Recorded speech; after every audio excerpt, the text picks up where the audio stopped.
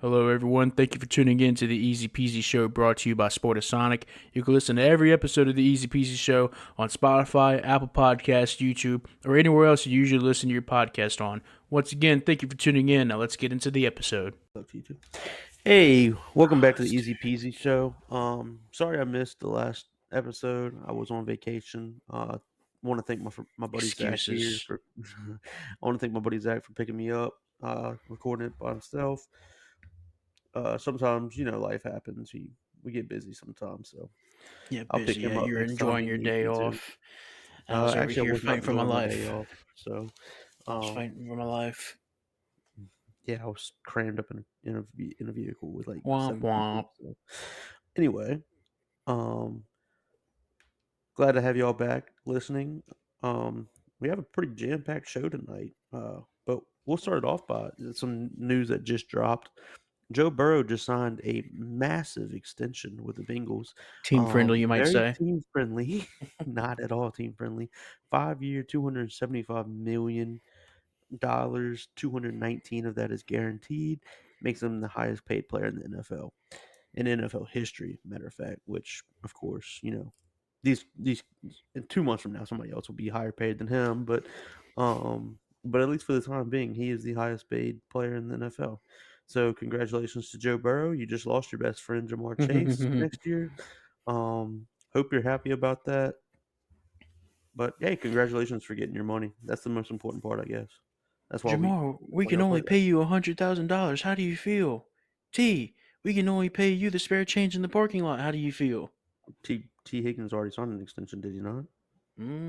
Yeah, you might want to check your Let me see.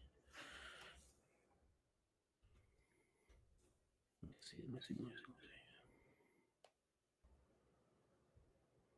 Oh no, it didn't happen. Ooh, I don't know why I was thinking it did. Hmm. 'Cause you're a Joe Burrow meat rider. You're hoping for any kind of sliver of hope with him, but nope, he's a greedy, selfish player who only cares about himself. Mhm. Let's go look up Lamar Jackson's contract. Yeah, go ahead. It's definitely not the richest contract in NFL history. Joe Burrow, of course, holds that. 5 year, 260 million, 185 million guaranteed. Mm. Mm, Wait a man, minute. could be worse. Oh, $72.5 million signing bonus. Dad, golly. Man, look, hey, people getting paid around here, dog. Yeah, Just we that's just Nick need. Bosa's whole contract. Oh yeah, speaking of, Nick Bosa also signed a massive extension.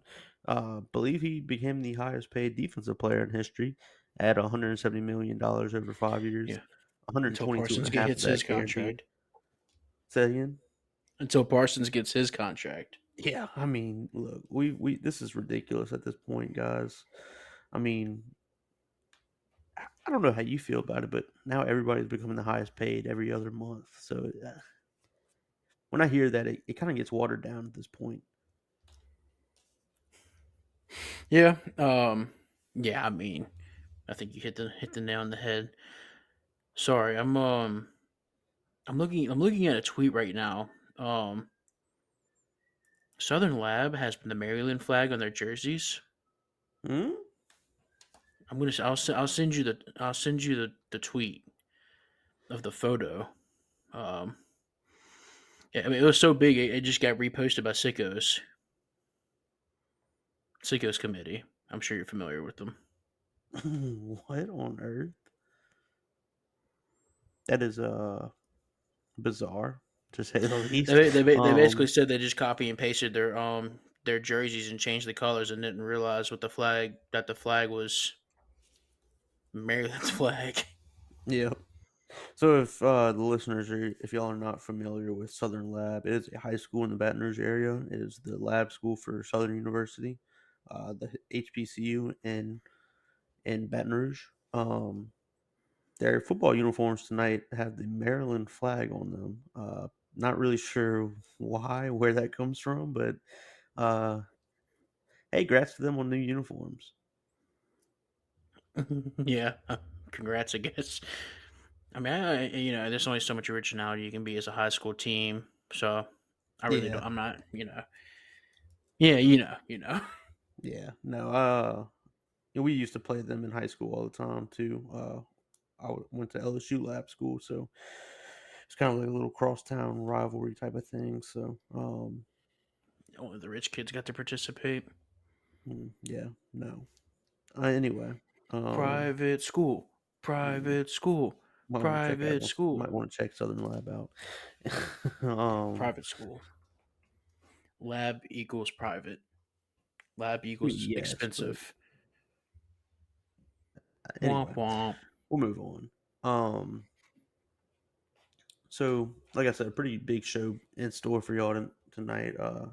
Obviously got some NFL football on tonight. Probably got some college on tonight as well. I think Louisville is playing right now. Let me double check that. Yeah, Louisville's slaughtering Murray. Murray State. Pretty sure. Yeah, I mean that's to be expected. I'm looking at the score right The now. fighting Lamars. Oof. Yeah, it's 28-0. The Fighting John Morant. Yes. Um, My first half total cashed. Let's go. Congratulations for winning some I money. I appreciate it. um, but moving on, we got some good NFL football being played right now. Kansas City and Detroit. Actually, right now, Kansas Good. City is threatening to score third and goal. Oh, Seven really? nothing. 7-0 I need Detroit. Patrick Mahomes to throw it to himself in the end zone to maximize his fantasy points. That would Patrick be Mahomes something. throws touchdown, catches touchdown. I wouldn't put it past Andy Reid. All So, right, Patrick. All we're going to do just aim for the upright in the field on the field goal, and then catch it off the rebound. well, I hate to You inform got you, it. he You did got it, not do coach. that. He did You not do got it, that. coach. So they did score, but he did not throw it to himself. Oh. Um, All right, coach. All right, guys. Coach Reed said we have to run this play. Huddle up. Huddle up. mm, And now, I remember he first got into the NFL, his voice was straight up Kermit the Frog. Then he got dog. coached to just make his voice raspy to cover it up. Yeah, it's unbelievable. There's Greatest still hints of recoveries in Kermit NFL there. history. Yeah, oh There's still yeah, some. absolutely. But at least now his voice is just like gravelly, so it's just it is what He it is. still Kermit got the the worst Frog, bro. family in NFL history. Oh man, I know, all the way around. His dad's Poor decent, I guy. guess. Yeah, yeah. I think his parents are okay, but I mean, I Yeah. guess anyone in his family, his age, around his age. Jackson Mahomes. Oof. Is it Brittany? That's his wife's name, Yeah, right? yeah. Oof. Mm-hmm. Throwing champagne on people in the freezing cold and play. Oh my God, gosh, dude. dude! What are we doing, man? Do you know who my husband is? Standing on Sean Taylor's memorial, Oh yeah, I forgot about that, dude. Dancing on it. I'm sorry, dancing on it. dude. Mm. Enraging. Anyway, um, so yeah, pretty exciting times. NFL starting up this weekend, or really right now, of course. But college football again, week two starting up. We got some big games in there. We got Texas, Alabama, Ole Miss, Big game. Yep. Tulane, Big game. uh, Yep. Utah and Baylor's a sneaky good game. Big Nebraska, game. Yep. Colorado. Big Got game. some Yep. pretty sick games too in there. So we'll cover that in a little bit. But exciting times, man. A lot to talk about in sports finally after a while that not really much was going on. So happy to be back. Yeah, absolutely. You got to fight through the hard times to get to times like this. What's that Pitbull song for those of you that've been through tough times, been there, done that, or something like that? I don't know, but and one thing you haven't mentioned yet, UFC. I guess we can use that as a segue to move into our UFC prediction segment by split decision. You ready to move on? Anything you'd like to cover before we start going down the rabbit holes? Yeah, no, I think that's it. Congratulations to all the guys signing contract extensions. Joe Burrow, Nick Bosa. I'm sure there were some more people signing contract extensions this week that we might have missed, but congratulations to those guys for getting paid. I mean, at the end of the day, that's why they do it. Oh yeah, yeah, absolutely. I mean, obviously, I was making fun of Joe Burrow, but you got to look out for yourself at the end of the day. And I mean, being the highest paid player in NFL history is, no small feat. It's a, very deserved feat, even as much as I like to hate him, just because he's a inter-division rival. Congratulations to him, and then obviously, what's Nick Bosa's nickname? Pass Rush Pass rush Limbaugh. Limbaugh. Yeah, congrats to him too. One of the God, I know I'd hate to be an offensive lineman in that division, Oh my or gosh, I a know. tackle specifically. Oh, dude, I'd hate my life. A I left would tackle absolutely. specifically. Yeah. Oh, you can't get away with that Niners defense. They just switch him around. I Oh, mean, he can play dude, yeah. whatever. I mean, at least they And don't play him in pass coverage like LSU does to Perkins. well, actually, I don't know if you saw the news. They are planning on moving him back outside and moving Greg Penn inside this weekend. So Breaking news: LSU admits that what they did was completely stupid. yes, if Decide y'all to use missed it, Harold Perkins in his position that he did actually well in last year. yep, Harold Perkins, one of the most talented edge rushers in college football. They decided to rush him only 7 times against Florida State. So bold strategy. Breaking news did not work. Um, I know that's a shocker to everybody, but yeah, turns out when um when you don't use your players to their full potential, they don't play well. Yeah, no. Who would have ever imagined, right? Yeah, no Breaking kidding. news: Cowboys plan on starting Dak Prescott at safety. Yeah, I mean that'd be the equivalent. I mean, just about. I mean, it's really. Mhm. And you may think it's over exaggerating, but that's exactly what else. That's exactly what else you did. Yeah, and there's some more stuff on LSU that I mean, we're not an LSU podcast, so I won't get into it. But Yeah, control yourself. there's a lot more LSU stuff that just kind of infuriated me. I know I can hear you shaking right now. It's okay. Yeah. Calm down. Uh, Actually, you know what? I'll touch on this. I'll touch on this real quick. Here we go. Um, I mean, you have one of the better defensive backs last year in college football that you just have sitting. He didn't even make the trip with the team. If he's in that Hmm. much trouble, why is he on the team? Yeah. If he's not in that much trouble, play him. I mean, you saw what our Yeah. secondary looked like. Play him. Yeah. Yeah. If he's in trouble, I kick him agree. off the team. If he's not in trouble, play him. Simple as that, Brian Kelly. Okay. Back to our regularly scheduled program. UFC 293. Moving on into our prediction segment by split decision. Peyton, would you like to have the honor of maybe listing some of these names, Yeah, or are you absolutely. gonna? Okay. Yeah, Okay. no, We I'm do not have some scared. I'm not run. easier. Yeah, I'm not running from the grind You're this not time. right. So, I mean, you got um, some tough ones and some easy ones. Some that look like they should be pronounced one way, but are pronounced completely different ways. But overall, I mean, at least it's not. At least you're in Australia, so like all the native fighters kind of have English names. And I mean, one yeah, dude's name is actually Blood Diamond. So, no, um, well, it's not actually Blood well, Diamond, right, but but I mean, he might. Yeah, but which I have that listed. I usually don't list nicknames, but I did have to note that one down. That is pretty cool. I mean, that's one of the best nicknames I've ever heard. yeah, So, for a fighter who's not very good. yeah, To put it, yeah, for what it's worth. to In put that it blunt. division, he's not really. Yeah, yeah. So, But anyway, we can move on if you'd like. yeah, And we'll move I have on. I have their odds. I don't know if you have the odds next to their name or not, but I do. I got them from DraftKings. I don't know where you got yours from. nice. I usually get mine from DraftKings since they're the official sponsor for UFC. Yep, I got them today, so they should be updated too. So, All right, cool.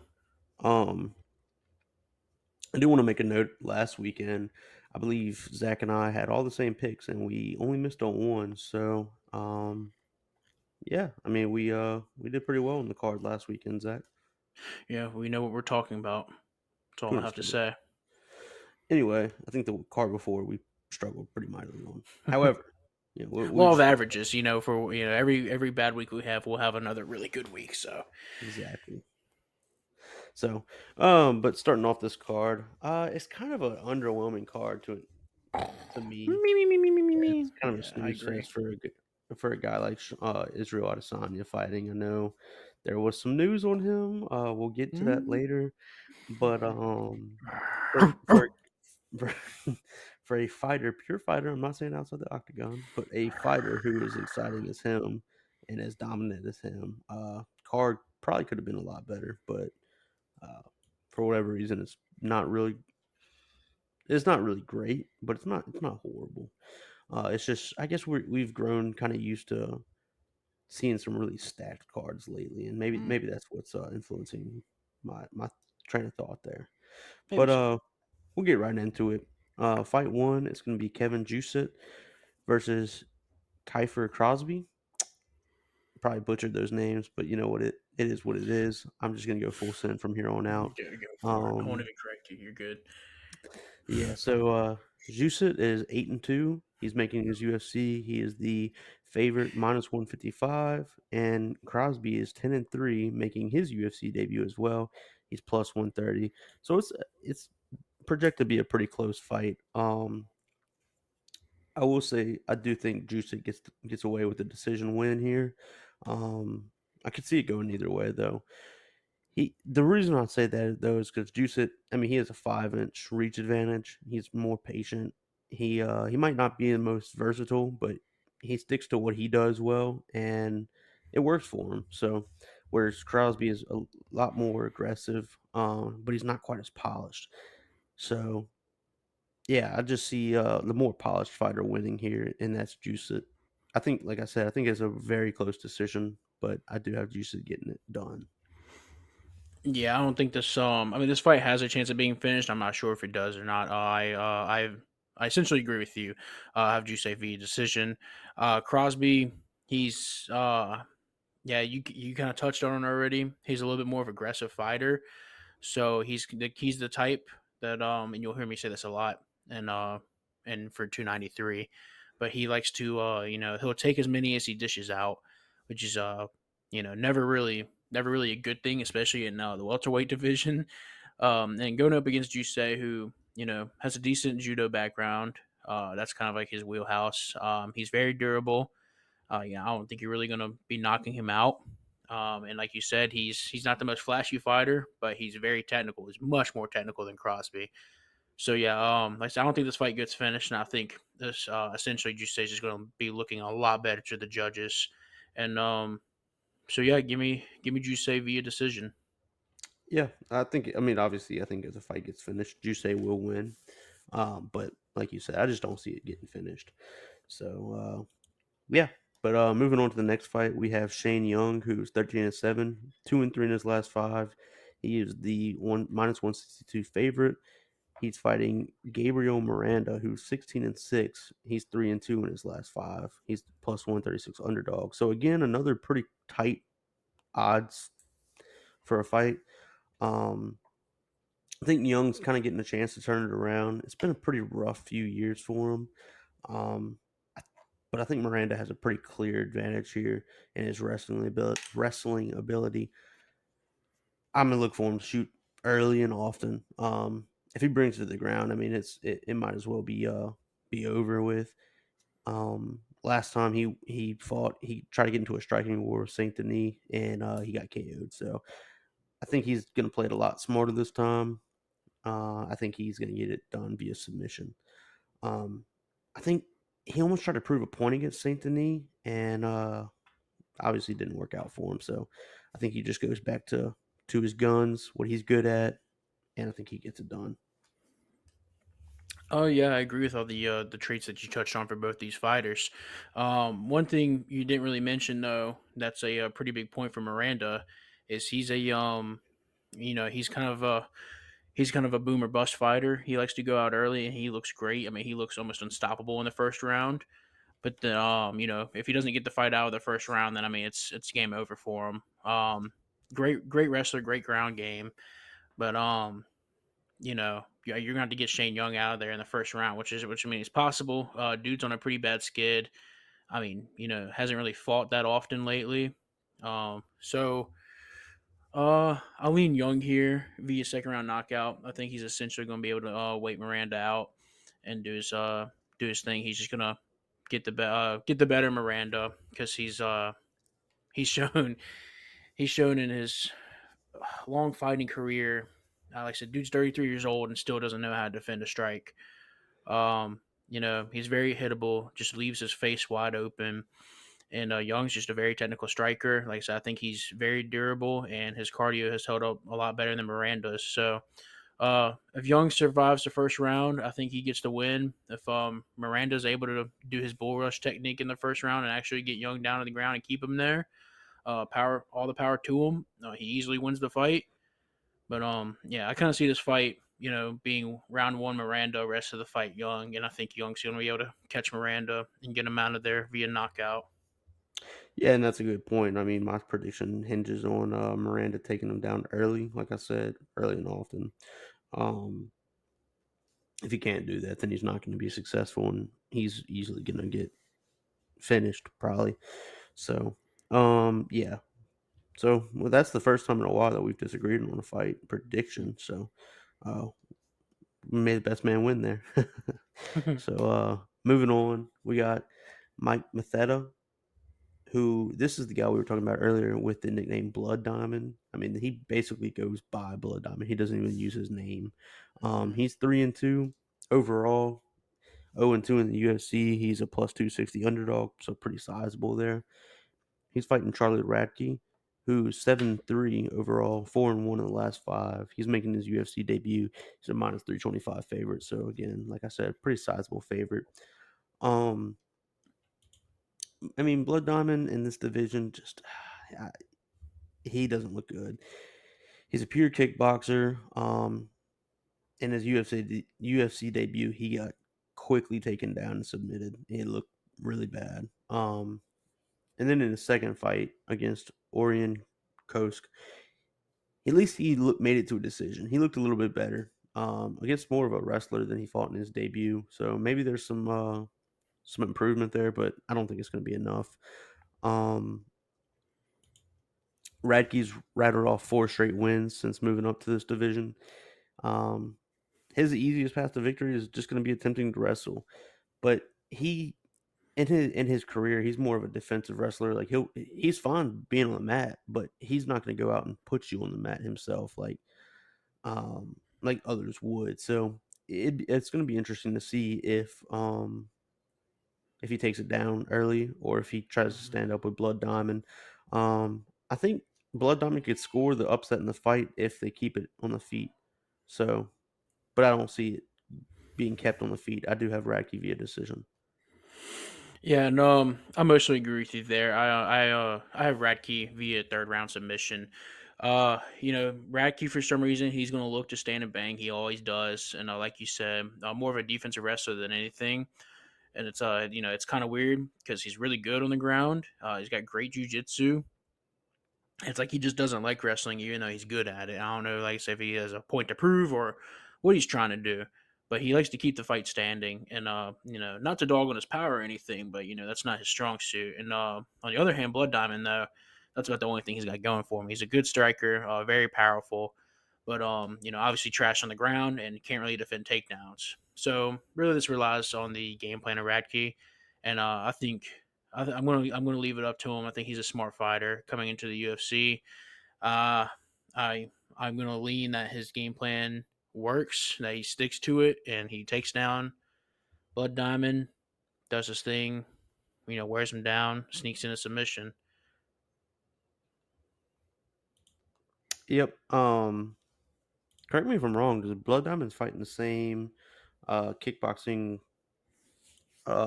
gym as Izzy? I'm not sure, honestly. I noticed on Tapology it doesn't have his gym listed, so I'm not completely sure. Uh, yeah, City Kickboxing is his gym. So, and that is Israel's. I believe is that Volkanovski. I mean, probably. Not sure, but I mean, probably. Freestyle fighting gym for Volk. So that is a different gym for Volk, but he does fight in the same gym as Israel Adesanya, who fights on this card as well. Um, pretty good, pretty predominant, pretty pre- prestigious kickboxing gym.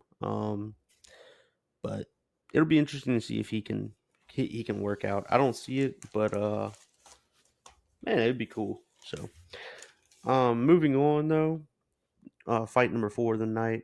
It's going to be Nazrat Hakparast, who's 14-5 overall. He's 3-2 in his last 5. He's a massive favorite, minus 485. He fights Landon Quinones, who's 7-1-1, 5-0 in his last fight, and he's making his UFC debut. He's a plus 370 underdog.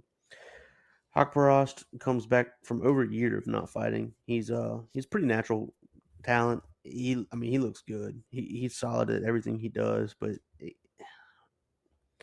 he I think he trusts he's a little bit too confident in his ability at times. He gets he gets a little complacent, I feel like, just kind of coasting to decision wins instead of finishing guys that he probably should finish.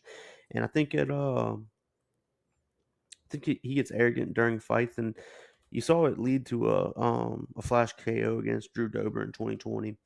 Um, since then, he hadn't quite been the same. He easily defeats people in the lower half of the UFC roster, but when he takes a step up in competition, he can't just coast to decision victories like I guess he wants to. I don't know if he's trying to take as little damage as he can, but I think he needs to be a little bit more aggressive at times. Um, on the flip side, Keen Wands looks like a solid fighter. He But it's kind of weird that he's making his UFC debut now. I mean, he was just on the latest season of The Ultimate Fighter, and he got submitted in 55 seconds. Um, so not the greatest wrestler. Uh, I think I'm sorry, Hakparas can take him down pretty easily and finish the fight if he wants to.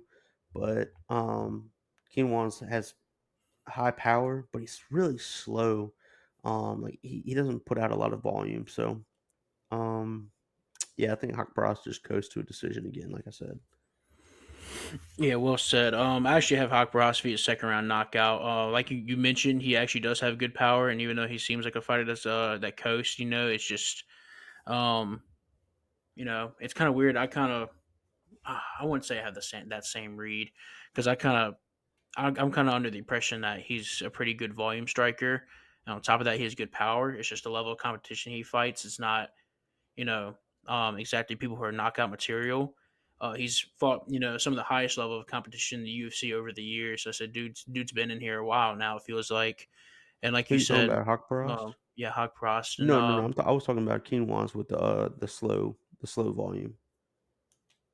right, but I'm talking about the coasting to decision thing. Oh, okay, I Um, got you. I got you. yeah, like I said, I mean, he doesn't.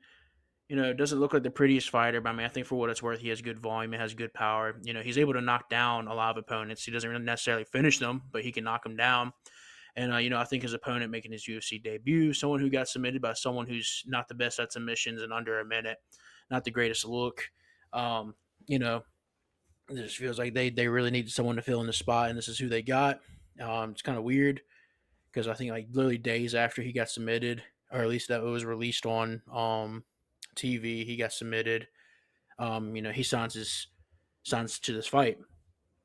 Like you said, dude's kind of powerful, but on top of that, he just leaves a lot of openings to be hit. I think Hot Process is going to find those openings pretty easily. The dude's too experienced, has fought too much, too good of competition to let stuff like that slide. So give me Hot Process via knockout, and I'll say in the second round. Yep. I think Akbarast completely outclasses him. So, uh, of course, Keenwan has a puncher's chance, but that doesn't really mean much in this fight. So, moving on, we got Jamie Malarkey, who's 16-6 overall. He's 3-2 in his last 5. He's a minus 265 favorite, fighting John Makdessi, who's 18-8 overall, 3-2 in his last 5 as well. He's the plus 215 underdog. So Malarkey is more of kind of like a blood and guts type of fighter. He'll grit out some wins, but um, I mean he's been exposed by guys like Jalen Turner, um, and his 2 showings this year haven't been great. So he's been trying to slow down his style with lots of wrestling, and I guess I don't think it's really going to work in his favor. We'll see. But I do have him winning, but I think Makdessi. It's more because Makdessi is just not going to do enough. He's been the epitome of consistent in his UFC career, but um, he's just way smaller than Malarkey, and he's kind of a range type of fighter or striker. I mean, and he can he can go toe to toe with his opponents, but I mean his size is going to be a huge disadvantage against a guy like Malarkey, who's pretty big for the division. So give me Malarkey by decision. Yeah, that's fair. I essentially have the same result. Like Desi, his takedown defense is okay. It's not the best, but I say that. I mean, it's pretty good. And when he does get taken down, he just immediately hops back up. So I mean, is Malarkey going to be able to keep him down? I don't think so. McDessie, he's called the bull for a reason. He's going to just advance, advance, advance. Uh, he's going to, dish one. He'll take one to dish one. Doesn't matter to him. His volume output's great, and I mean his power a little bit to be desired there. But I mean he's knocked people down, and he has the ability to knock people down. And a guy like Malarkey, who unfortunately we've kind of seen the story before. I say that, but his last fight he was a huge favorite, and what does he do? He goes out and gets knocked out as against a huge underdog. So um, you know, you're really questionable there. I think the odds should be a lot closer than what they are. Uh, because Malarkey, his chin isn't the greatest, and he's just very hittable, a very hittable guy. And he's the same way. He's the same way as the bull. He just doesn't really advance, but he still gets hit as much as he get puts out. He likes to wrestle, and like you said, he's going to have the better physique in there. And I do think this goes to decision, and I really just chose Malarkey because he's a hometown favorite. And I mean, I do think he's the better fighter too. But I don't know. There's probably gonna be times in there where he doesn't look too good. But I'm just gonna leave it up to the judges and say they choose the hometown guy here to not make the crowd, mad at him. Yep, I completely agree with everything you said. Um, yeah, that's kind of a common theme in this fight. Is a lot of guys are going to take a punch to land a punch. So very Korean zombie esque. But Mhm. we'll move on to the next fight. Jack Jenkins, who's 12-2-0, and he's five and I don't know what I'm saying. Why did I say 5-5 in his last five? I don't know. I think it's 5-0 in his last five. He's the Yeah. -205 favorite. He's fighting Chipe Mariscal, who's 14-6 overall, 4-1 in his last five. He's the +170 underdog. So Jenkins looks to be a featherweight stud, kind of. He's coming from the Dana White Contender Series, which that's another thing. That's a common theme in this card. A lot of them came from the Contender Series. But Jenkins is pretty well rounded. He's durable. He's super powerful kicks, and his fights feel like they're always exciting. Whereas Marisco he's a UFC newcomer. He made his UFC debut earlier this year, where he beat Trevor Peek. On the regional scene, he fought a lot of future UFC fighters, but he typically got beat up pretty bad in those fights. So um, I just don't. I don't see Mariscal doing enough in this fight. I think it's going to be back and forth with a pretty good level of excitement, but I'm just going to put Jenkins via decision. He seems to be a more complete fighter and a little bit better. Yeah, you touched on everything there. Jenkins, like you said, he's just all around a great fighter. He's very, very technical. He'll mix up, shots to the head, body kicks, leg, body, head. I mean, he's everything you want in a fighter as far as striking is concerned. And on top of that, he likes to mix in the takedowns. Basically, if he just feels like it, he'll shoot for a takedown. If it's there, he'll commit. If it's not, he'll back out and throw a strike on his way out, kind of thing. Compared to Morisco, sure, this is going to be his second fight in the UFC. You already mentioned his debut against Peak, who, Morisco looked very good against Peak. Is that saying a lot? I don't think so. Because you fought a guy who throws technique out the window anytime he gets in the cage. Dude's an idiot. Um, yeah, so Risco, though, at least in his past fights, from what I've seen, he's not really a great grappler. I mean, he's lost grappling fights against people who can't grapple. So not a really good look. He likes to come forward. He's going to want to keep this fight in the feet. But like I said, I think Jenkins is just going to be the better looking guy in there at the end of the day, and that's what judges want to see. Um, I don't think a finish happens in this fight. I do think it goes to decision. And once again, give me a hometown favorite and give me a guy who's much more technical and Jenkins to win via decision. Yep. Uh, yeah, I think you hit on everything as well. So we'll move on to another fight that I think is going to be kind of lopsided. Carlos Oberg, who's 8-1 overall, 4-1 his last five. He's the -270 favorite. He's fighting Daun Jung, who's 15-4 overall, 15-4-1 overall. He's 2-2-1 in his last five, plus 220 underdog. Kind of seems like uh Jung is hitting a kind of a wall in his career, while Oberg seems to be kind of taking off. So, Oberg lost his debut to Kennedy Ncaa, who we've talked about before. He gassed out pretty bad, and he ended up getting KO'd by him. But he took a laid off, and he's looked great since then. He's made a lot of adjustments in his fighting, so he has some serious knockout power. He put guys like Nchukwi, Neg Moreno, and I'm sorry, I can't read this. Podiera out, who, they're all pretty durable guys.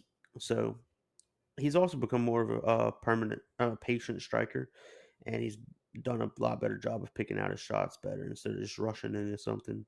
Um, Whereas Jung, I kind of get a Korean zombie type uh, feel from him. Obviously, he's from South Korea as Mm, well, and that's gotta be is willing to racist. take some punishment to dish them out.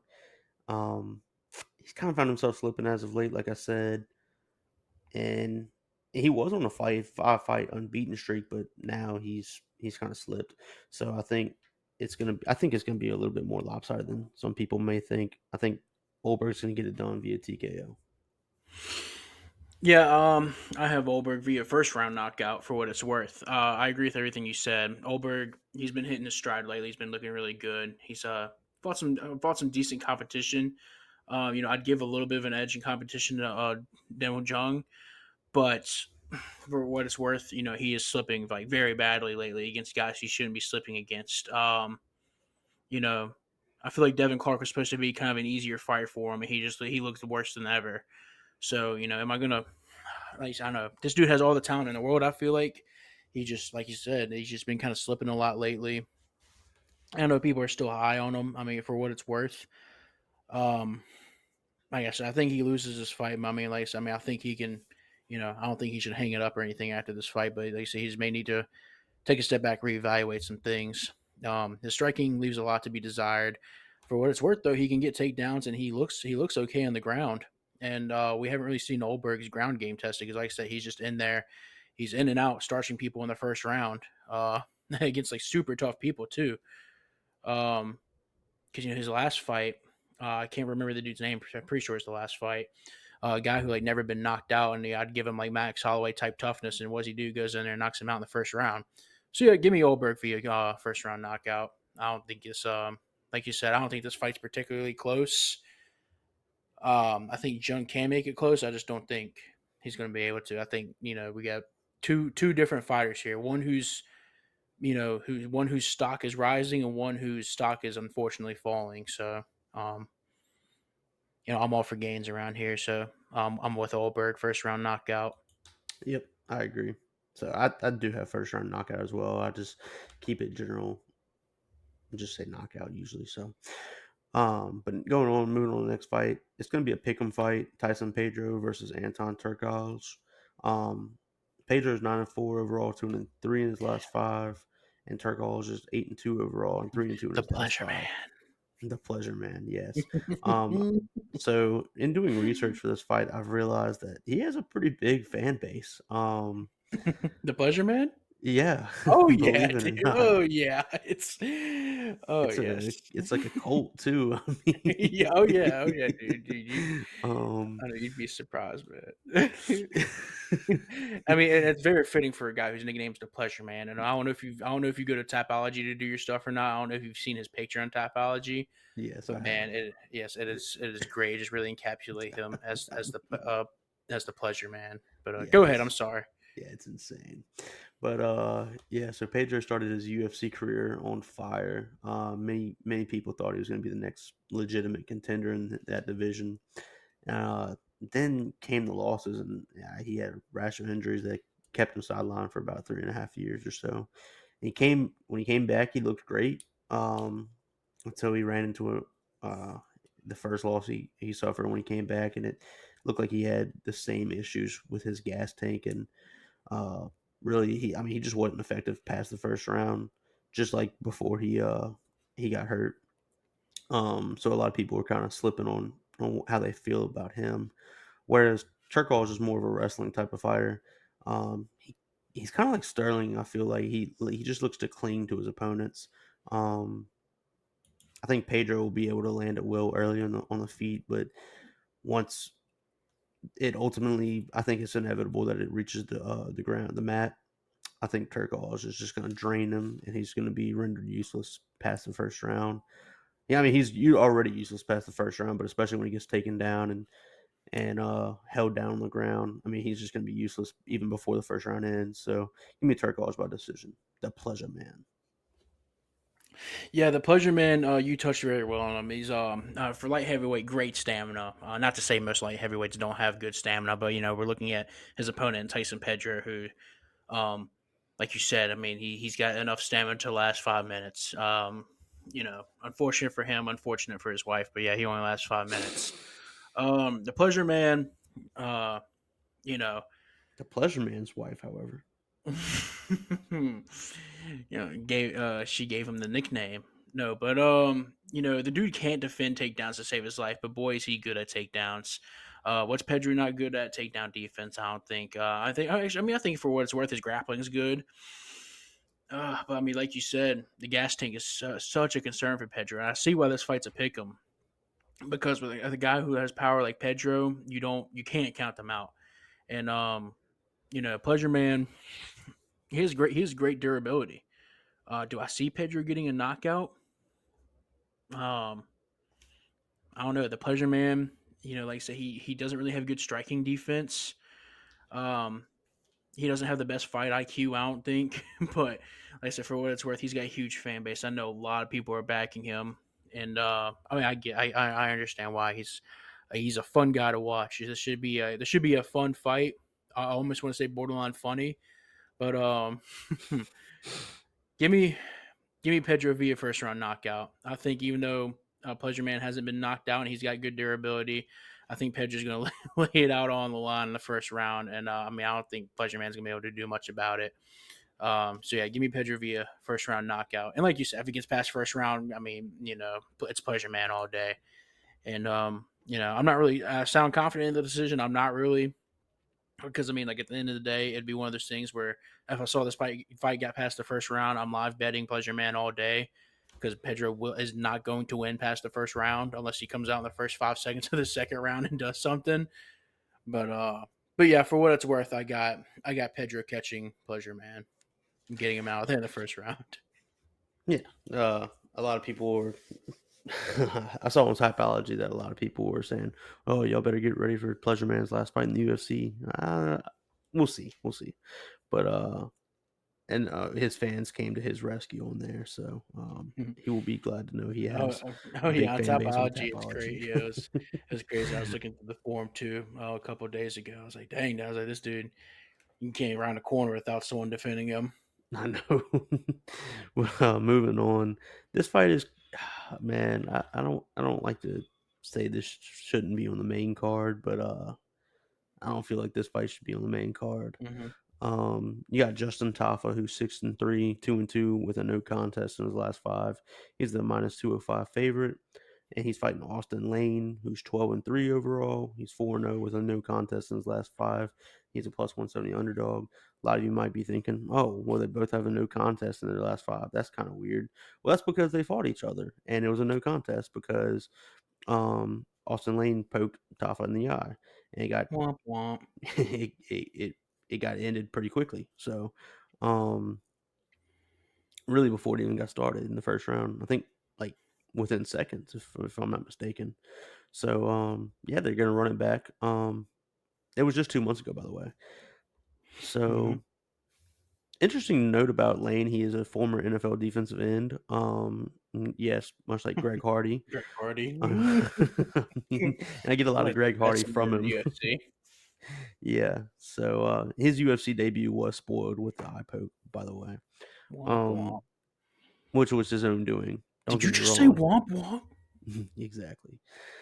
So yeah, I mean, Justin Tafa, he's an okay fighter. Austin Lane, he's an okay fighter at best. I think Tafa's brother is better than he is. If Junior. y'all haven't seen him, he fought just a few weeks ago on the Korean Zombie Mm-hmm. Max Holloway card. So put on a really great show too. Beat a guy that Justin actually beat, but did it a lot better. So congrats to the brother. I can't remember what's his first name. I can't remember his first name. Junior. Junior. Thank you. But going back to this fight, I think Tafa's looked a lot better in his last few fights than he did on the regional circuit. He's picking out his shots a lot better, and he's ended some fights with a big counter. Um, that being said, I still don't think this fight should be on the main card. But Tafa's going to win via TKO. Yeah, I got Tafa via first round knockout. For the 60 seconds or to 2 minutes that the first fight lasted, I'll give it to Austin Lane. He was actually going to throw some kicks out there, and he was actually looking decent. But Tafa looks slow. That's just what he does, though. He's Tafa's very durable, very powerful. I mean, do I see Austin Lane beating him? No. Um, like you said, I don't know why this fight's on the main card. I'd appreciate this being like the main prelim or something. But Austin Lane, he's very hittable. He just leaves so many openings. And like I said, the last fight, Tafa, like I said, was just one foot. Well, just he was looking for that one punch, and you could just feel it coming. So that's what she said. But I think Tafa's going to win via first round knockout. I think, like I said, fight's going to essentially play out the same way. Lane's going to try and want to keep this at range. Tafa's going to say, okay, that's good, that's cool and all, but that's just not going to happen. I think, and it's just going to be one of those, one shot knockout things. So, yep, give me Tafa via first round knockout. Yep. Couldn't said it better myself. So moving on to the next fight, you got Ncaa Cape, who's 18-6 in overall, 3-2 in his last five. He's the minus 395 favorite. Fighting Felipe Dos Santos, who's 7-0, 4-0, 4-0-1 in his last five. He's making his UFC debut. He's a plus 310 underdog. Man, it looks like Cape is finally starting to turn a corner in his career. He's become more aggressive. Looks really good lately. Well, I say lately. I mean, he hasn't been able to fight because his opponents keep pulling out um, on him. So I guess they're ducking him, but he finally gets some octagon time. So congrats to him for getting that. Dos Santos, he's a pretty effective pressure artist, but I mean, this is just not a good matchup for him. I have Kate via TKO. Yeah, I also have Cop as a first round knockout. Like I said, I think unfortunately for Dos Santos, this is just too big of a jump in competition for him to be successful. I think he's a decent fighter for what it's worth. He needs to work on his takedown defense, and like you said, he's a very pressure heavy guy. And once again, he's another one of the fighters. Like I said this several times, but he's going to eat one to get one. Um, so sorry, I just got a text. Anyways, yeah, you mentioned it. Copy's just been very, very, very good lately. He's seems like he's kind of starting to reach his peak, which is really good for someone like him who he first came in the UFC wasn't looking great, but I'd say he won his last three fights via domination. Like I say, he's putting everything together. He's hitting his stride. I mean, his striking's developing very well. It was weird. When he first in the UFC, he didn't really throw a whole lot, but now that obviously that's changed. I mean, I'm sure you've seen his last three fights. You kind of know. Yeah, like I said, this is just an unfortunate matchup for Dos Santos, but this is what happens when Kai Car France drops out at the last second because of a concussion or something. I believe that's what it was. Um, I'm sure you saw there was a highlight of the press conferences whenever he stood up. He called Izzy was calling him a midget, and he told Izzy he's addicted to cartoon porn. Not himself, but he called Izzy like a cartoon porn addict or something. He's throwing stuff into the crowd at Kai. which is a bold He strategy. Kai Car France is a fantastic fighter, by the way. Yes, and this card would have probably been like twice as good if that fight was going to happen. That was going to be a really good fight, and it probably still will happen. I predict, just not anytime soon, but I think that's something they look to run back, especially since Cobb made his intentions clear that he's willing to build a rivalry out of this now, and Kai Car France seems willing to do the same thing. But it's unfortunate for, like I said, for Dos Santos that we're talking more about Kai Car France than him. But like I said, that's just what it is. Like I said, this I don't think this fight's going to be too competitive. Yeah, I got Cobb via first round knockout. Yeah, and another thing that was bold strategy is Israel Adesanya calling him a midget when his buddy Kai Kara France is shorter than him. Hmm. So yeah, interesting. Moving on to what is going to be a banger of a fight, I think. Alexander Volkov versus Tai Bam Bam Tuivasa. Man, I love Tai Tuivasa. I'm One of the excited most to see who you have winning this fight. yeah. So so actually, I mean, I'm very familiar with both of these fighters, so I didn't do much research on them. Nor I'm did I. still actually kind of calculating the decision in my head as I'm talking. I think I it's can just. go first if it helps you. I Like I mean, said, I'll we know. go. It don't matter. It don't matter. I'll let you go. Sorry, I didn't mean to interrupt you, but like it's like kind of like you said, we already know much about these fighters. Like I said, this is kind of like every other heavyweight fight where it seems like one guy's a very technical heavyweight fighter, and the other Yep. guy is just like a very powerful heavyweight fighter. So it's just like pick your poison. What do you go with? Yep. And so I believe the last time we saw Tai Tuivasa was against Cyril Gahn. Is that correct? Sergey Pavlovich. Pavlovich. That's right. Um, Very shortly after. So yeah. Right, which he ended up knocking out Tai Tuivasa. But one of the last times we saw Tai Tuivasa was against Cyril Gahn, and Cyril Gahn was picking him apart until Tai almost put his lights out. So that's just kind of the power that you get with Tai Tuivasa. All it takes is one. It's kind of the same thing as Derek Lewis, and you know how we feel about Derek Lewis, and Tai Tuivasa is almost as entertaining as Derek Lewis. So really look forward to every one of Ty's fights. Volkov, though, is a much, much, much, much, much more refined fighter than Tai Tuivasa. I mean, Tai Tuivasa has his hands, and well, I guess elbows too, but that's about it. Um, whereas Volkov is much more well rounded. Um, he's a lot longer, better reach. He's going to stay at a distance or attempt to stay at a distance. But one thing Ty does very well is close the gap. I'm going to look for Ty to do that. I think Ty gets it done. I'm assuming via knockout. Yeah, if I say Ty gets it done, it's definitely not going to decision. Just to make things clear for our listeners. Oh yeah, Alexander Volkov. We know his game. Dude's 6'7". He's a monster for the heavyweight division. Not like pure size wise, but height wise and reach wise. He's a problem for anyone that goes against him. Um, Dare I say yeah, he's a gatekeeper, though? I'm sorry. I said, dare I say he's a gatekeeper, though? It almost feels like it. It's kind of hard to tell right now, but I I think guess you he's could kind of say the he is. bottom of the But elites in the heavyweight division. yeah, and like I said, it's because Volkov may be like the more I mean, he lost to Cyril Gahn, and Cyril Gahn is essentially a Volkov. On Uh, steroids. you yeah, like Volkov is. He's a very technical striker. He's very good at kickboxing, which typically gives your heavyweights trouble. Like I said, we remember a few years ago, Derek Lewis. I mean, he had Derek Lewis in a bind into the 30 seconds of the fight.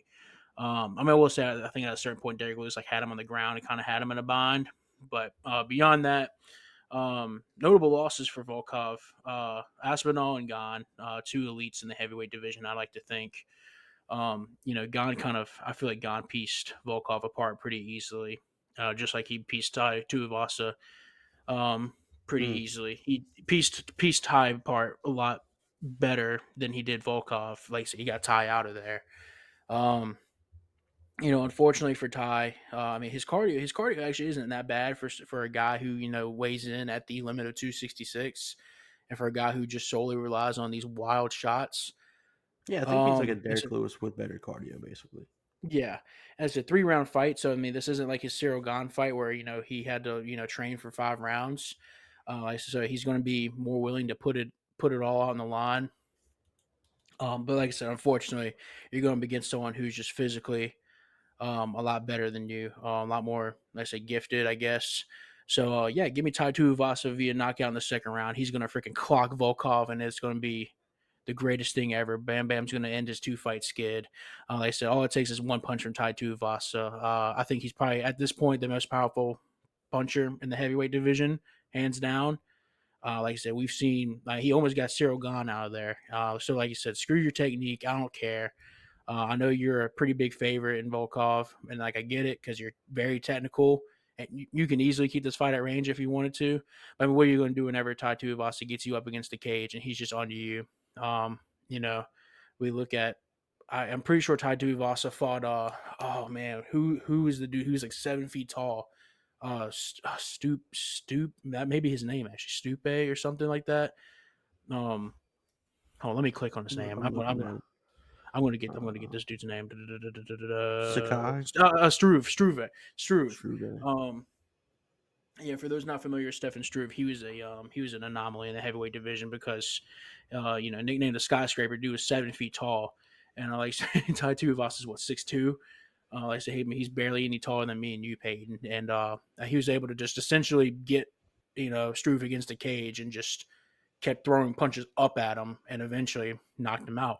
I think he may kind of essentially do the same. Like I said, I know I'm a huge Tai Tuivasa fan, and I want to see him do another shoey in his hometown. So maybe I'm a little biased, but yeah, that's what I'm going for. I'm going to say Ty is able to, you know, I think Ty's going to be able to land that one shot that gets Volkov out, Derek Lewis style. Yeah, I feel the same way. I mean, I love Tai Tuivasa as well. I mean, how could you not? He's absolutely one of the most entertaining fighters in the UFC, up there with Derek Lewis, and very similar fighting style to Derek Lewis. So, um, yeah, I think, like you said, or like we both said, I think it only takes all it takes is one shot from him, and Mm.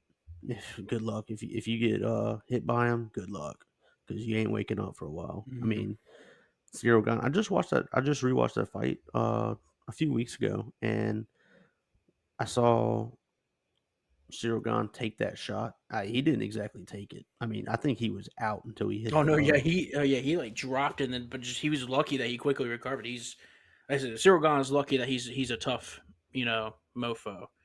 That's the only thing that kept him in there. I think he was legitimately out before he. I think he hit the canvas and it like woke him Well, that's up. what I'm saying. That's what I was saying. As soon as he hit the canvas, he woke up, and that's just like thanks to his toughness. I mean, like I said, that just goes to show two things. Like I said, Cyril Gahn's next level tough. I mean, really, I guess first thing that Tai Tuivasa has next level power. To knock out a guy who's next level tough. But I mean, you're really tough to be knocked out and just immediately get back up and keep fighting. Yeah, That's a shot that has put several people out before and they didn't get off the canvas. So, like I said, yeah, like out cold. yeah, so like I said, I mean, we knew Tai Tuivasa had that kind of power, and it was just kind of, kind of like such a weird thing because I mean, you really did think Cyril Gahn was out there for a second, but then it's like, oh my goodness, this dude just hopped back up. Like, I okay, know. like, I thought this dude was out, but no, here he is. he's I he always know. Like, he's stumbling holy back to the moly. cage. Like, so I think I watched that fight last week to for the Cyril Gahn fight night in Yeah. Paris, but yeah, like I said, it was very sketchy, but I Another said thing most about everyone else Ty. that puts him out. Yeah, another thing about Ty. I hate to keep harping on Ty Tuivasa. Um, but unsimilar to Derek Lewis, it feels like. I mean, I don't want to say Derek Lewis can't take a punch because he's barely been knocked out in his career. But when he does take punches, I mean, it gasses him out. I mean, his cardio is atrocious. So Tai Tuivasa can take a punch and he still comes at you like he's fresh. Um, so good luck. I mean, you can't just land a few punches and be like, "All right, I got him right where I want him." Like, no, this dude is gonna keep coming at you and he's gonna hit you hard. Hmm. Oh yeah, yeah, absolutely. Like I said, I mean, we compare him to Derek Lewis. I mean, obviously, and that was a banger when they fought. But like you said, I think the cardio is much better, and like I said, I think the volume is significantly better. Like I said, Derek Lewis, like he baits you until oh, I got to get close and hit this guy. He's not doing anything. He's already tired. But Tuivasa, he'll show that he's tired. But I mean, that dude doesn't care. I mean, like I said, he was scheduled to go 5 rounds against Cyril Gahn, and Cyril Gahn was piecing him up until the fight ended. Like I said, Ty showed every bit of that tiredness. but it didn't affect him. He just kept going forward with reckless abandonment. So, like I said, I mean, if it was Derek Lewis, he would have been out in the first round. But, or let me rephrase that: if that was Derek Lewis against Cyril Gahn, and that what I'm saying. If it was Derek Lewis's body replaced with Cyril Gahn, I'm sorry, replaced with Tai Tuivasa that fight, he was he's out in the first round. Yeah, especially with those body blows from Zero Gun. Mm-hmm. Oh God, the Yeah, and body that's blows. really what took Ty out, and that's what I'm scared of that Volkov's going to do. If he's smart, that's exactly what he does. He keeps his fire at range. He keeps kicking to the body because Ty's not going to be able to do much about it. He's going to keep beating No, him. He's going to, I will say there was a point where I thought Ty was going to get knocked down because of a body blow, but I think he was like I couldn't tell if he faked it to throw the punch or if he he just like absolutely his faked that because or if his as body soon just as like kicked in and just said like no, we're not going down right now. I'm pretty sure Because later Cyril in the fight, was beating he pretty Zero much went Gun. down because of the body blows. Cyril Gahn just finished him with Hammer punches. fist to the back of the head. Yeah, but it was a body blow that really like took Ty out essentially, and just the punches kind of finished the job. So like I said, I wanted to say that like Ty was faking it, but I'm pretty I think that hurt him. I think that hurt him in the first second. His body said, "Nah, we ain't going out like this," and he just immediately responded back with the wild haymaker. Yeah, that could definitely be the case. But I don't think Volkov is nearly as good of a boxer as Cyril Gahn is. So, No. uh, I think he telegraphs his kicks a little bit more than Cyril Gahn. I think it still gives Ty trouble, but um, Hmm. I think it's my bias for Ty too. Yeah, I'm just mine really too. excited for Ty Tuivasa to fight. Oh yeah, absolutely. And like, so hopefully he pulls out the win. But yeah, to sum up, yeah, I got Tuivasa via knockout second round. Yep. And moving on to the final fight of the night, which I don't know. I don't know how to feel about this fight. I think that last fight was probably the most exciting fight that we'll see. Um, I don't know. Israel Adesanya versus Sean Strickland. Israel Adesanya, uh, news aside, is definitely one of the best strikers in the UFC. Yes. So if you missed the fight, apparently Israel The news. Adesanya um, likes dogs. I'll put it that way. Um, I'll put it that way. I'll leave it there too. Just a strange individual, and but Sean Strickland, I don't know. I don't know. I mean, I know how he got the fight, but I don't know how he got the fight. Fifth ranked contender. Has never really beaten anybody crazy good. Is easily a step down from Israel Adesanya, talent wise. It's not to say he can't beat Israel Adesanya because I don't ever want to say you can't beat somebody in the UFC because we all know you can. I mean, stuff happens, but I mean, dude, Israel Adesanya is a great striker. No matter how you feel about him, dude's an insanely good striker. Whereas Sean Strickland kind of leaves himself open to striking, especially kickboxers, and I think that's going to give him a world of trouble. Last time he fought an elite striker and kickboxer, he got flatlined by Alex Pereira, which, of course, everybody gets flatlined by Alex Pereira. Um, but yeah, I think Israel Adesanya gets him up out of there in the second or third round. Oh yeah. So 5 round fight in the main event for the middleweight championship. Obviously we got it's I feel like obviously Duplessis was probably the fight to make here. It just didn't happen for some reason. So instead we get Sean Strickland, who like I say, all he's done is really he won his last 2 fights against lower level competition, but competition that wasn't as impressive as his 2 losses beforehand. Against Alex Pereira and Jared Cannonier, who I mean, both those guys pretty much beat Sean Strickland to get the chance at Adesanya. So, like I said, maybe the UFC kind of felt bad for Strickland, treating him like that. I guess I don't know. He's definitely Um, not Dana's favorite. yeah, and like I said, he's very entertaining in the sense that like he always has something to say. He's just wouldn't call not quite Nate Diaz's level of talk talking, but I mean he's a pretty funny guy. And it's Israel Adesanya, and that's especially with the news of him with the dogs lately. Like so I won't get into detail because it's kind of disgusting, but um, and I'm not gonna say exactly what he did, and because I'm scared. I don't know. how our streaming platforms feel if we say certain words. So I'm not going to say what he did, but it's stuff that's technically illegal. We'll just say his fetish is girls who dress up as dogs. So just imagine him doing that stuff to real dogs. Anyways, um, but yeah, let's say Israel Adesanya, just next level kickboxer. I mean Sean Strickland. Uh, he was able to go to decision against Cannonier. Like I said, he got knocked out against Alex Pereira. No shame in that. I'm looking now. I mean, how many knockout losses does he have? Two, and one of them was against Alex Pereira. Who's the other one against? Back in 2018 against some guy named Zaleski.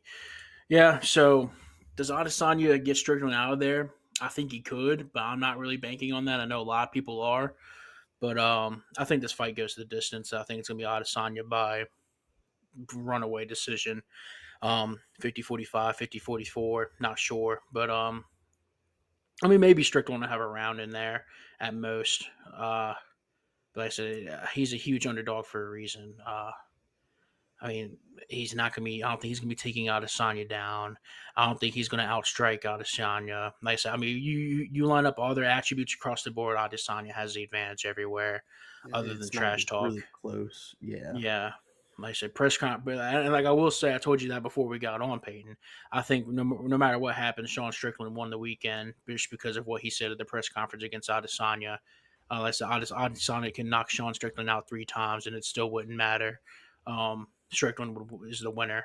But yeah, for the sake of this, give me Adesanya via decision. Like I think Adesanya could get Strickland out of there, but I think Strickland's cardio is very great, and I don't think he's I don't think he's going to go down without a fight. Dude, just he's too much of a character to go down without a fight. Yeah.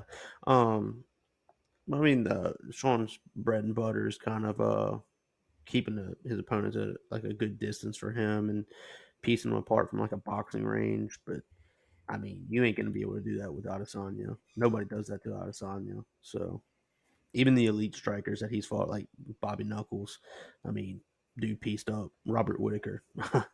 What more can you say about him? Right. His pure ability is incredible. And he has a lot more power than people give him credit for. I think people tend to forget that Israel Adesanya has a lot. I mean, he completely knocked Pereira out cold. Okay. Caught him on a counter. So I Yeah. mean, yeah, for what it's worth, yeah, he does have power. Um, but you know what I say, like Pereira is like the toughest guy in the division. I don't think so. But like I said, for what it's worth, I mean, like I said, he can knock out people. But like I said, he mainly relies on his technique to knock people out. I wouldn't say it's his power. I would say it's his technique more than his power. He's Oh, got 100%. good qualities in both, but like I say, it's more or less. Yeah, you hear it all the time. He catches people. He doesn't really um, he doesn't really go in there and just knock people out. He just catches them and knocks them out. Yeah. But I mean, there's plenty of knocking out knockouts on his somebody like record, Paul obviously. Costa is pretty impressive in itself too. Hmm. Whitaker as Right. well. I mean, dude has. I mean, it takes power to knock somebody out, not just technique. But yeah, of course. I mean, the dude's a next level kickboxer, so he's gonna rely more on his technique than he does power. But I guess that's what I'm saying. Don't sleep on the power that he does have. Yeah, yeah, absolutely, absolutely, absolutely. I think there may be a couple of times he does catch Sean in there, like Sean wobbles, but I don't know. Like I said, yeah, like I said, like I said, I'm not taking a knockout completely out of the picture, but like I said, I just think it's more realistic that this fight probably goes to this. It probably at least hits the fourth round, and then I start to get concerned for Sean Strickland. But like I said, I think he's just too himself to get knocked out, especially by That's fair. Izzy. Yeah, that's fair. I mean, he hates Israel Adesanya, Oh yeah, so but there's a reason the odds are so lopsided. yeah. Um, yeah, I mean, just Duplessis was definitely the fight to make here. For whatever reason, it didn't get made. Whether it be had been on Duplessis' side, Adesanya's side, or the UFC side, we don't know. Yeah, Um, that was silly. Almost as soon as they like teased that fight was going to happen, they said Israel Adesanya versus Sean Strickland. Everyone's like, huh? Yeah, I think I Yeah. actually mentioned it on one of the episodes here, and you were like, "What?" And I was like, I mean, I didn't see that from necessarily a reliable account on Twitter, but yeah, I see that Israel Adesanya and Sean Strickland is in the works, and you're like, "Nah, I don't believe that." And then sure enough, like 2 days later, it got made, and you're like, "What?" I mean, it really, yeah, didn't make any sense. I think the Duplessis fight, obviously hate to look ahead to another fight once again. That just kind of goes to show what we think about this card. Hate to look ahead to another fight that hasn't happened yet, may not even happen. But Adesanya versus Duplessis would be a very interesting fight, I think. I know a lot of people, especially on Tapology and like all my other forums that I'm on, would love nothing more than Adesanya to lose his belt to Duplessis. Uh, I mean, that's for the I think I saw someone put in the forum, that a Duplessis versus Adesanya fight would have to be for the BMF belt. It'd be the blackest mofo. Uh, but yeah, I think that fight would be very interesting. But and hopefully it does happen. Like I said, I think Adesanya probably beats Strickland, and that fight probably will happen next. Like I said, shame on UFC for making this fight happen first. But I mean, I get it. You throw someone new in there, I guess. Could have done the same with the Duplessis. I don't know. You see, like I don't know. I get more confused the more I think about it, so I choose not to think about it. Yeah, I I don't know. It is a puzzling decision here. Yeah, very. But I guess that's what happens when Adesanya cleans out the division. But yeah, I then he mean, it's gets really. the belt back, so wouldn't you want to test him against the guy? I don't know. I don't know. Yeah, like I said, try not to think about it. Just hurt your head. But and that's our UFC 293 recap. We can move on to what you want to do, NFL or college football. We'll go to some college football. All right. Next we'll move into our college football segment. So yeah, so we'll move on to college football. Some pretty good games going on this weekend. First and foremost, we got Alabama or Texas Hmm. at Alabama. Um, Should be a good yeah, it one. should be a really good one. It was a good one last year. If you remember Bryce Young, I say Alabama squeaked it out, but it was really Bryce Young putting the team on his back. Um, he basically willed them to a win last year. And what's interesting though is they don't have Bryce Young this year. They don't have Jameer Gibbs this Mm. year. Mm. So, man, I hate to say they're in a pickle, but they're kind of in a pickle. Quarterback play is not Yeah, going to be. Milrow looked good though. Say that again. Milrow looked good. That's who was the quarterback Yes, last yeah. week, right? Milrow looked Like they good. they named him like 5 minutes before the game started or something. And said, "All right, go out there." Yeah, Milrow looked good, but I mean, I don't know. I'm not sold Who on they? Who they? Milrow as a potential quarterback, Middle Tennessee. huh? Yeah, Yeah, never and they mind. play. Middle Tennessee. I'm just not seeing who they're playing.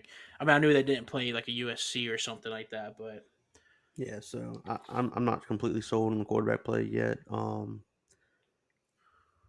We'll see. I think Bama does get it done just because it's at Bama. Nick Saban's still your mm, coach. I'm still not completely sold on Sarkeesian. Um, so yeah, I think Bama does end up getting it done, but not by much. I think it's a pretty close game. I think Texas sadly is on the rise. mm, they're back. Yeah. Well, we're back. Mhm. No. Now I will say this about Texas: they did not look great against a very inferior opponent last year. I mean, last week. Um, they looked decent at best. Quinn Ewers didn't look like he really got any better, and that's concerning if you're Texas, especially with a coach like Steve Sarkisian. As he's supposed to be an offensive mastermind. He didn't look much better offensively, but I think most of that was just because you were trying to stay very vanilla, so that Alabama couldn't get Yeah, much you don't. film on you. Yeah, you absolutely do not show your hand against who they play Rice. Yes, exactly. Um, so I don't look too far into that. Um, but yeah, I think that's definitely a game to watch. I think Alabama ends up getting it done by less than a touchdown. Um, and like I said, really just because they're at home and they have Nick Saban in their corner. Um, going on from there, we got another great what should be a good game. Ole Miss at Tulane. Um, I mean, it's interesting. Ole Miss, I mean Tulane. I'm curious to see what they got this year. They lost Tajay They Spears. got Michael Pratt. They do have Michael Pratt still, who's one of the better quarterbacks in the country. I would say. Um, Tulane definitely has one of the better offenses this year, but they leave a lot to be desired defensively. So does Ole Miss though. I mean, Ole Miss beat the brakes off of Mercer last week, but I mean that's not exactly saying much. Mercer is trash. Um, but they look really good. I love Tulane and all, but I do see Ole Miss getting it done by at least 2 scores. Yeah, Ole Miss is coming in as the favorite. I think less than a touchdown or maybe a touchdown. Jackson Dart, I know he's projected to be probably one of the best quarterbacks in not just the SEC but NCAA, if I'm not mistaken. Mm-hmm. Like I said, Ole Miss. I mean, they have a decently high-powered offense. Sure, I mean they're I'd say the wide receivers are good. Maybe their tight end kind of lacks a little bit. He's not the greatest, but I mean, what are you going to do? You can't be perfect everywhere. Like you said, maybe defense leaves a little bit to be desired. Defensive line's pretty good. Tulane, obviously, I think the conversation starts and stops with Michael Pratt on offense. Um, Anyone other than that, really not much to be said. O line keeps them pretty well protected, especially the interior boys. I think the spread's fair. I think it's going to be a close game. I do think Ole Miss probably gets it done. I know a lot of people probably said the same thing last year, but I think I'd give it the defensive edge to Tulane and the offensive edge to Ole Miss. And I always say I think, especially in college, offense is just far superior than defense. So yeah, for what it's worth, I think Ole Miss gets it done. I think it should be a very interesting game. Um, Not like a super. I'm not going to say it's going to be a shootout between offenses. I think it's going to be a decently competitive game on both sides of the ball. So yeah, I think Ole Miss by a touchdown, give or take. Um, yeah, unfortunately, like I said, Tulane, one of our home teams here, but I think Ole Miss gets it done this year. I'm pretty sure. I think they lost last year, but I don't think they lose again. Mm, Or was it the year before? I think it was last year. Okay. Yeah. I mean, I would love to see Ole Miss pull off. I mean, not Ole Miss, Tulane pull off the upset here, but I just don't see it happening. I think Ole Miss is a lot more improved than last year. I think Tulane lost a lot from last year. Tajay Spears was, I mean, a game wrecker if you were playing Tulane last year, and he's no longer there. So I think that's going to hurt Tulane a lot more than people realize. Like I said, I don't. I think it'll be close, but I think Ole Miss will pull away at the end and win by 2 scores. Another game to watch. I mean, I hate to put them in our game to watch. It's the second week in a row now. Um, but they looked pretty good this weekend. I got to give it to them. We'll go Nebraska at Colorado. Yeah, Nebraska. I mean, Colorado looked pretty good last week. They got the huge upset over TCU, which TCU looked god awful. But Colorado also did look good. So, not to take anything away from Colorado there, but TCU did look terrible. Um, I think I think Nebraska is going to put up much more of a fight defensively than TCU did, but they're not going to put up any kind of fight offensively. I think Colorado rolls on this one. Yeah, I'm with you. I'm all over the Colorado hype train now. I know dogging them in the preseason projections, but I guess good for Coach Prime. Like I said, I know I keep saying it, I tell it to everyone, and I'll stand by it. Like I said, I think that's exactly what Colorado needed. I just didn't know it'd be to this extent.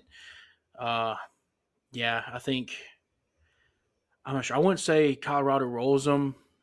I don't know. I want to. I want to after seeing what they did to TCU and just knowing Nebraska. But I think the spread for this game is like 3 points. I think that's fair. Uh, yes, I don't know. I don't want to comfortably say Colorado wins. I lean Colorado, but I think Nebraska's going to put up a fight because this may be a marquee win for Nebraska if they could pull it off. Shutting down the hype train of Colorado before they really truly get rolling, and then all of a sudden Nebraska's the talk of the Yeah, town. So I know they probably want nothing more than that. yeah. If Colorado loses this game, they're dead to me. I don't think they'll ever win a game again. Um, I mean, if you saw Nebraska play last weekend, they were freaking terrible. They lost. Obviously, they lost to Minnesota, who's not great. Um, yeah, we'll see. We'll see. I just don't see Nebraska putting up much of a fight here. I think defensively they put up more of a fight than TC, like I said, but I don't think that's necessarily saying much. Mm-hmm. But moving on to my sicko game of the week. And so Zach and I just had this conversation before we hopped on. What is a sicko game of the week? So just to define it, it is two really bad teams playing, and it's going to be a low scoring game. There's just really no reason for anybody to watch it unless you are just a true sicko and love bad football. So my sicko game of the week is going to be I have it between two games, right, or three games actually right now. Um, I have Iowa at Iowa State. Not necessarily saying those are two bad football teams, but the offense is just going to be abysmal. The offense is bad. Defensively, both teams are pretty solid, but offensively, they're just horrible. My next game is Idaho at Nevada. I think that's going to be a real sicko game. Neither one of those teams look very great. And then a sneaky game that I have, I think Minnesota's favored by a pretty good margin, but Mm-hmm. I have Eastern Michigan at Minnesota. I think that could be a sick game to watch too. Um, Minnesota really struggled against Nebraska, who didn't look very good. Um, so I feel like that's going to be a pretty low scoring game, but I'll give it to. I mean, how can you not give it to Iowa State? I mean, that's just going to be the ultimate Mm-hmm. sick game. Yeah. Um, I know Kirk Ferentz is rubbing his hands together. Um, oh, he knows it's going to be a sick game. Mm-hmm. I mean, look, I'll say this: Iowa got off to a hot start last week.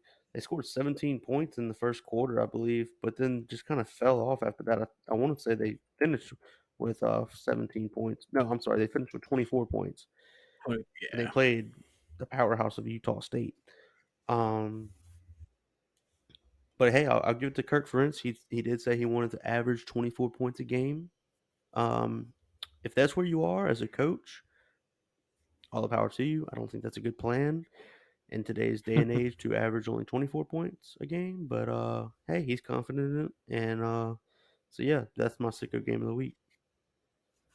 I think you have a good choice. That was a pretty solid choice. That's what I had too. And it's like I said, it's hard, especially when the moment you see Iowa, it's hard not to just get gravitated towards the game as the sicko game of the week. Mm. So good choice. Good choice. If you'd like, we can do our random generated game and cover it really Yeah, quick. do you have the random generator pulled up? Yeah, I sure do. If you're I'm ready. ready, I'm ready. We can roll it. See if we get it good. It's actually Eastern Michigan. Yeah. Well, okay. We'll count them as covered already. Um, moving on to San Diego State. San Diego State Aztecs. Let's see who they play. Week two, their game is against Idaho State. No, No, sorry, they already played Idaho State. They play against UCLA. UCLA. All right, yeah, I got UCLA in that one. Not quite by murder, maybe by murder. Nah, nah, nah. I don't know what the spread is for that game. Nothing on Yeah, let me know what it is. I think obviously UCLA's got like an it. Ooh, edge everywhere. 14 points. Oh, San yeah, Diego that's not State's really the not favorite. really good. Nah, Hmm? I'm kidding. Let's see what the over under is 48 and a half. Money line UCLA minus 769. Yeah. Yeah, I think UCLA is the obvious choice in that game as to who's going to win. Like I said, I think pretty much everywhere you look, top to bottom, as far as rosters are constructed, passing and rushing efficiency for both teams. I mean, like I said, defensive stoppage, coaching. Like I said, I think all the way up and down, UCLA's got them covered. So, Yeah, I do too. I think Dante Moore is going to be a good quarterback for him. Although I will say this, they didn't really blow me away last weekend. They beat mhm. Coastal 27-14. I think Coastal's a decent team though. Obviously they got Yeah. one of the better quarterbacks I feel in the country in Grayson McCall. Um, but obviously it wasn't the quarterback that hurt you. I mean, he only scored 14 points, but UCLA, I feel like, is a team that's going to make a pretty sizable regression this year without Mhm. Dorian Thompson Robinson leading the charge, and obviously they lost Zach Charbonnet as well, who I think was a massive part of their offense last year. Um, but I still think they get Yeah, this game done pretty easily. San Diego State, they're okay. I think every so often they have like some insanely good running back for no reason at all. But yeah, I mean that's about it. That's all they have their claim to is some of the greatest running backs of all time, I guess, in college football. But other than that, yeah, I mean this game's not going to be close. Yep, I agree with you. UCLA do us in our random prediction proud. And well, with that being said, we can move on to the NFL if you're ready. I'm ready. Maybe cover a couple of their games. And this will be a good segue into because as we're recording, even though this episode releases on Friday, we're recording this Thursday night. Like I said, during the inaugural game of the season, Yes, and and last time we have a new when I turned it off, it was 14-7 Kansas City at halftime. Like, it's definitely liable to change at Yeah, this point. we it's tied up actually right now, and we have a new interception leader in the league, and his name is Patrick Mahomes. Um, Such a, Thanks to the receiver that everyone always has high hopes for, but he never he's never able to do anything. Kadarius I knew Tony it. had the ball hit him right in the hands, and he like clapped them together like a little kid learning to clap. Mhm. For the first time, didn't come close to catching it. The ball got popped way up in the air. Brandon Branch returns it for a pick six. Oh, so that's how they tied it. So, yep. Oh, I see the Lions also have the Yes, I ball know. back. Oh, do they already? Yes. Oh yeah, the Chiefs are cooked without Kelsey. Like so I know me and you touched on it before. So the whole reason they're a consistent Super Bowl team is because of a certain trio, and now Kelsey's out of that trio. So what do you have? Not much, unfortunately. I mean, you still got a I solid mean, team. Mahomes and Reed are still the guys. Don't get me wrong, but I mean, like it goes a long way having a guy like Travis Kelsey as your blanket, your safe route, I guess. Yeah, and obviously But the now you Kansas don't have City him. defense is not the greatest. So No. we'll see. We'll see how it goes. Yeah, we'll Obviously, see. I got it Yeah, on so right the now, so Chiefs will I'll own. keep watching it and kind of keep it updated. But um, yeah, I mean, it's an exciting time. Obviously, football's back, baby. Finally, full swing of things. Pretty good games. I mean, obviously, I Mhm. think pretty much every game in the NFL is going to be a good game. I mean, they're professionals. The talent discrepancy isn't much. Somebody just got a flag for I had no idea why. They made a tackle and they threw a flag on them. Uh, I'm puzzled by this. Well, it's refs, but yeah, a few interesting Week One games, and like you said, obviously NFL being professional football, all these teams, like even if you take bottom barrel teams against top tier teams, the spread's not going to be anything like football, where it's like Alabama against Mercer, and Alabama's a 60-point favorite. Yeah. You'll never see that in NFL. Like I said, I mean, a 10-point favorite in the NFL is a huge favorite in NFL, and we actually have one 10-point favorite. My team, Ravens, going up against Texans. I guess that makes a little sense, even though I think the Texans have a decent secondary, and Ravens are going to be essentially testing out a new offense against them. So that should be an actual. I think that's going to be a decently interesting game. I think obviously the talent discrepancy there is pretty big for the NFL, and that's why Baltimore playing away at Houston, still being a 10-point favorite. Kind of goes to show what odds makers think of that game. Yep. Another game to watch is Cincinnati at Cleveland.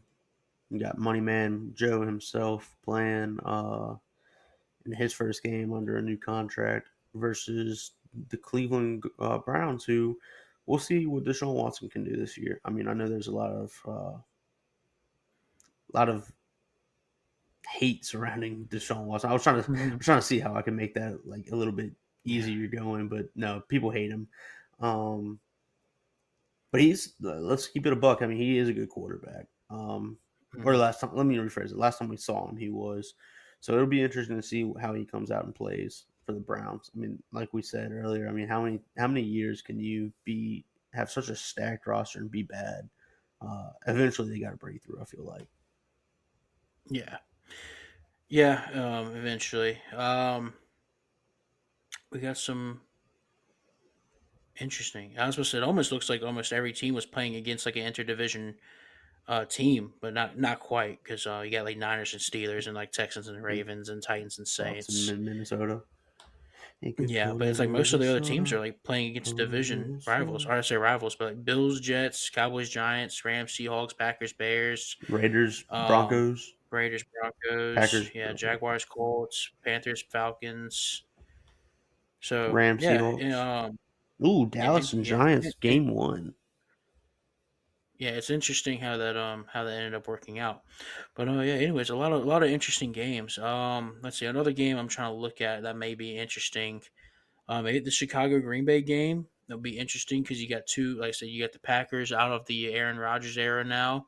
It'll be Womp interesting to womp. see how Jordan Love is going to do. Yeah, I know. It'll be interesting to see how Jordan Love is going to do. And I know Christian, there's like news coming out. Watson's very like questionable. And it's not looking too good for him to play. So that kind of sucks for Jordan Love. Yeah, you just get thrown But straight to the obviously, fire. yeah, but you know, still your Packers, you still have a pretty good 1-2 combo at the running back position. So I don't think you're completely screwed. But going up against the Bears offense, who just required DJ Moore, and you know, I guess they got something to prove. But I mean, that should be an interesting game. I don't want to call it. Yeah, I don't want to quite call that the sicko game in the NFL because I'm looking at a particular game that I think will be a sicko game. And that's the Raiders and Broncos. Uh, Broncos are kind of a decent sized favorite. I see the 3.5 point favorites going up against the Raiders, and I see why. I think it'll be interesting to see the Broncos. No, I don't want to say they can beat up on the Raiders, but I mean, I think, you know, if you're going to implement a new head coach's system, what better team than the Raiders, who are probably going to be, you know, in the bottom third of the league this year. So it'll be interesting to see what Sean Payton, how's Russell Wilson doing. I know there's news coming out saying, you know, Sean Payton's saying telling Russell Wilson to get your head in the game, you know, that kind of thing. You stop playing around. So like I said, you know, maybe the Broncos can get it clicking, and really mainly their offense. I don't think their defense is many areas to be concerned there, even though they will be tested with Devontae Adams and like Hunter Renfro. That won't be really tested much by Jimmy G. But I mean, I still think Jimmy G's a decent quarterback, but you know, he's no, you know, Mahomes, Herbert, Burrow type. So, Right. um, I mean, I still think they'll somehow find a way to be the sicko game of the week, if you will. So yeah, that's a wrap on the Raiders and Broncos. Is there maybe another particular game, Peyton, that you might find interesting? I know the hometown team, the Saints, are playing the Titans, or like I said, if you No, I there's mean another not game. that game. I do circle the Miami and Chargers game is kind of interesting. Obviously, two high octane offenses, not so amazing defenses. I don't want to say they have bad defenses, but they're not amazing. So I think Right, there's going to be a lot of points scored that game. I think it's going to be a real good indication of, hey, what's Tua look like this year? What are the Dolphins? Are they for real or what? Obviously, Jalen Ramsey's not going to be in the game. He uh, he is hurt, but I think they'll overcome that. I think they will beat the Chargers. yeah.